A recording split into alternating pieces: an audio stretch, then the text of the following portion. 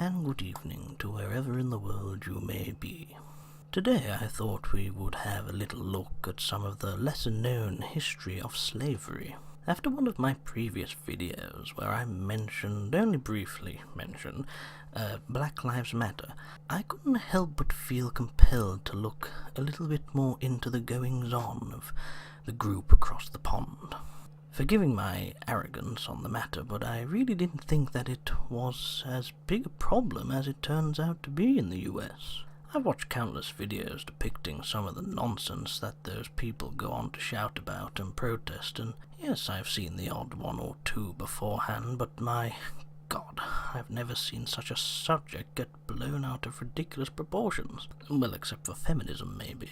Now, I don't quite know what goes on in most of America's schools, colleges and universities, but other than being a place for overpaid, glorified babysitters to supposedly try and educate their students, who most of which I'm sure spend most of their time trying to score man points by seeing how many buds they can chug through a tube and funnel, whilst the girls in their equivalent experiment by means of lesbian pillow fights. But, putting this aside, for those who probably do want to actually learn something, I'm actually beginning to wonder if there is much difference.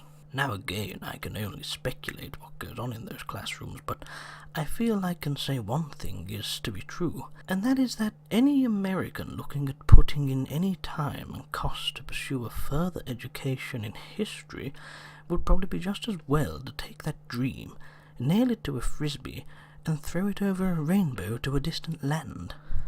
And I say this because despite the education system in America sometimes being questioned, and despite the fact that you'd probably expect to hear this most notably being associated with the teachings in geography, etc., history, I'm guessing, ain't up to much either based on what those Black Lives Matter protesters find to shout about. The misuse of information is astonishing.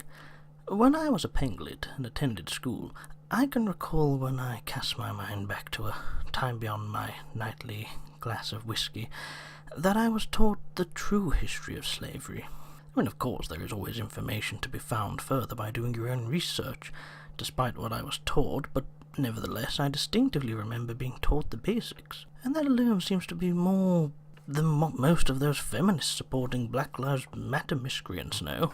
So with my already existing memories along with a quick brush up on the facts, let's have a quick and simple look at the real history of black slavery, shall we?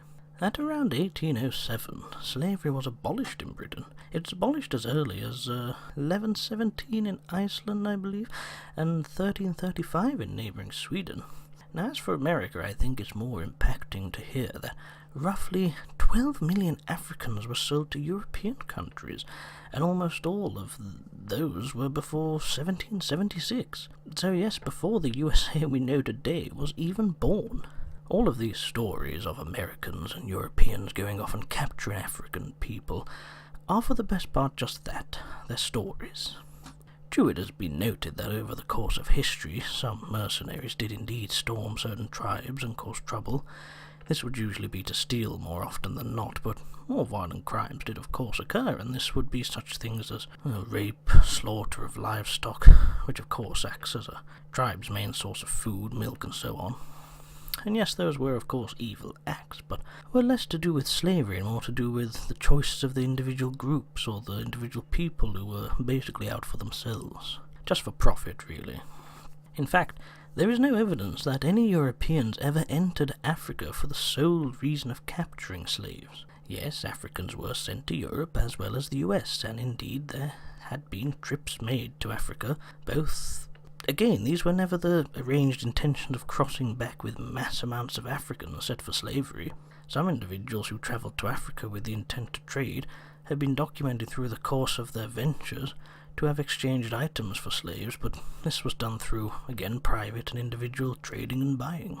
And despite that, many people today, young and old alike in some cases, have it wrongfully encrusted into their minds that how a privileged white man is responsible for most of the evil and wrongdoings in the world and throughout history. But This is one of the biggest misconceptions being put into people's minds today, especially in regards to the history of black slavery. The very people who in fact were more so responsible for much of the mental and physical pain brought to the African people, and especially throughout the slave trade, were none other than the African people themselves. And not getting away without mention, the Muslim people from the Middle East also have blood on their hands, to say the least. But yes, the wealthier people of Africa had long before been participating in slavery amongst their own. So commonplace was this that many wealthy African families would also take ownership of their own more distant and destitute family members. It was even around the year 1770 that the king of Dahomey was ranking upwards of $370,000 a year alone from actually capturing his own people and selling them to areas in Europe. Another location that was paying well for these people was Brazil. Yes, Brazil was quite heavily involved, and by as early as 1501 up to roughly 40% of slaves that were taken to America ended up there, more or less by high demand. So popular was it in fact that the trade didn't stop in Brazil until as late as 1888. The Portuguese were also becoming quite demanding in owning slaves. They wanted to have high numbers themselves to support the economy of sugar plantations. An ironic twist being that they would sell a lot of what was made from this back to African countries. Apparently it was the Dutch that originally imported black slaves into North America, but despite how many today believe that, as usual as it was, nasty, evil white folk who started it all, they might find it surprising to learn that by the time the Dutch ships were docking into Northern American territory with slaves on board, black slaves had by this time already been deployed over most of the world in various numbers. Put out of anywhere and everywhere when it would seem that the commodity of slavery was becoming less and less investing and appealing to many of the world, there was still a place where demand for them was as popular as it had ever been, and that takes us back to that little known place, the Middle East. As I said earlier in the video, many slaves were taken all over European lands, and much as this was long before the USA had established itself as we know it, regardless of this, even when the US was further established, and you could say the slave trade was flourishing over there, out of the roughly believed to be 12 million Africans that were taken across the Atlantic, 95% of those went into South and Central America, as mentioned before. Around 5% went into the US itself. And at this time we can look into the figures going to the Middle East, where we'll see that a minimum of 28 million Africans were enslaved in horrendous conditions. Up to 80% of the Africans captured by Muslims at this time en route to the Middle East were believed to have died before even reaching the slave markets for sale and trade. A high count compared to the Americans' 10%. Taking this account, if on a regular basis, there could be as many as 112 million deaths of African people. So yes, despite many Black Lives Matter protesters probably not wanting to hear it, the facts are that the Sahara, the Red Sea and the Indian Ocean were much more active than that of the Atlantic. And yes, the Atlantic slave trade lasted roughly 3 centuries, but once again, this loses significantly somewhat when compared to the Middle East trade lasting 14 centuries. There was an astonishing 1.2 million Africans brought across the Sahara into the Middle East by high demand from Muslims in the 19th century alone. Yes, the slave trade was in its highest demand to the Muslim people in the Middle East. By as late as even 1820, the King of Africa, Ashanti, wanted to know why Christians primarily did not want to trade slaves anymore. He shown further ignorance by stating that because they worshipped the same God as Muslims, because Muslims were still heavily trading. That wasn't all that was shocking to hear. There were odd comments being noted down here and there in reference to slavery by many. Prince Bazar shockingly once said, "Find me one single Muslim country that does not practice slavery." Going back on Ashanti's quote, despite the evidence of black slavery still taking place in Muslim countries even today, the only reason that trade between the Africans and the Muslims declined to begin with was because Muslim domination was set back due to Europe expanding and growing as a greater power at the time. Nevertheless, Muslims still continue to capture and sell slaves, but mainly now in the Mediterranean. Not that this should be a shock, the Muslim people indeed have it written that the trading of slaves is considered a reward, therefore have as a property. In Islamic belief this should be a global practice, as they see it, based on the ideology that Muslims have supreme power. As we know, this belief amongst Muslims has led to many so-called holy wars, other otherwise known as the Jihad. The main goals of those supposed holy wars were basically to gain power. This was done by plundering homes, slaughtering families, subjecting many to rape, and taking anything of any material value. So lots of pleasant things. Those who would survive would usually, surprise, surprise, be stripped of their dignity and sold to slavery.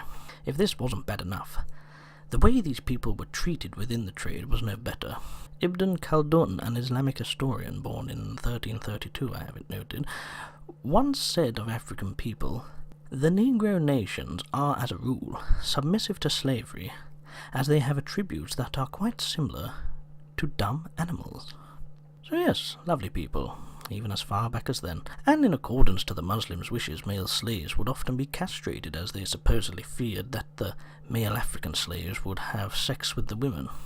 Well, despite this, and despite the fact that the male slaves were in high demand in Atlantic slave trade in order to do more agricultural work, female slaves were in high demand in the Middle East, and once again, what a surprise, they were often subjected to multiple sexual abuse on many levels. No one quite makes use of the word hypocrite quite like the Muslims, do they? As early as 909, when the Fatimid Caliphate conquered North Africa, they alone slaughtered tens of thousands of black military slaves just to start another, as afresh as they saw it. Many of the new slaves were scripted into the army as young as 10 years old. Going back to what I mentioned in regards to agricultural work, this was mainly applied to most of the slaves that were travelling across the Atlantic into the Americas, and despite evidence of it happening both in the West and the East, the level of sexual abuse documented from the aftermath of the Atlantic slave trade doesn't compare to that of the East. So yes, when all the European countries abolished slavery, it was still the African and Muslim kingdoms that continued top trading, and many people claim they still do. So putting aside the fact that most Black Lives Matter supporters don't know shit, it was down to the African people themselves, and continued further thanks to the Middle East, long before, and in fact after white people were even involved. And on the contrary, many white people have been subjected to slavery throughout time also. During the Roman Empire, for example, there was thought to be more white slaves than there was black at one time. So yes, white people did of course play a large profiting part in this, and of course some inexcusable things happened to many of those by white, rich and powerful families. But again, I can't stress it enough. It wasn't even touching the scales in regards to the Middle East's involvement, as well as many Africans themselves. And that doesn't necessarily mean it had to be a tribe king or chief selling their own people either. Many women would be sold by their rich or poor African fathers to make large or small profits, whether it be more money or exchange for food, drink, livestock. There was in fact encouragement by many less wealthier families onto others who would later claim their children had ran away or died. And then there are more notable African traders such as John Carruthers Stanley, who was himself of African descent, and he too would sell his own people. John Hope Franklin once said, 28% of the free Negroes in New Orleans owned slaves themselves, so many black people later in American history were very likely themselves to, in fact, own slaves. And apparently this wasn't uncommon in many parts of America. It may even sound surprising, but a great number of black people living in America today, never mind the likes of Africa, could probably trace slavery within some of their own family tree. So if findings like this were to suddenly be exposed on a bigger scale than expected, should black people, and indeed Muslims, be exploited and supposedly punished for their part in slavery? Especially when you consider they, it would seem, started it. Oh, the irony. I'd like to see a modern-day Black Lives Matter supporter or special snowflake answer that. And speaking of idiots, before anyone tries to argue why there aren't so many Africans in the Middle East today compared to the West, that is because, as previously mentioned, the men over there were almost always castrated, so of course, unless by some miracle, couldn't reproduce, and so many African Muslim children that were born over there would usually either be sold or, quite tragically I know, but killed at birth. There are of course many African Muslim people living in the Middle East, but they are forced into ways of living that suits each and every Muslim community and family beset on women. Many of them would also naturally have died off, as within America and Africa women were allowed to marry an African man. In the Middle East this was of course forbidden.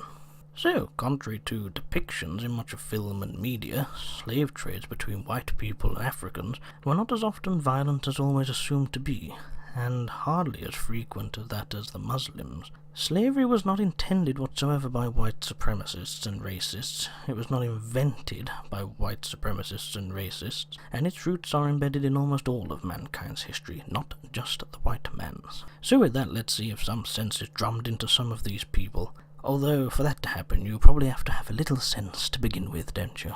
And with that, another video comes to an end. I do hope you've enjoyed it, and that it's been an eye-opener. I must say I highly recommend the book Black Masters.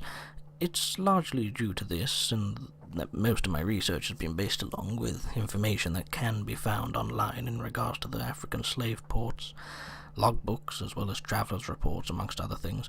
And if you do decide to search hard enough, you'll find plenty of these things that direct you on the path of enlightenment and truth. And I don't mean anything by that to sound as religious as it did. So until next time, my dear poppets, thanks for watching, thanks to those who subscribe, and as always, good morning, good afternoon, good evening, and of course, good night.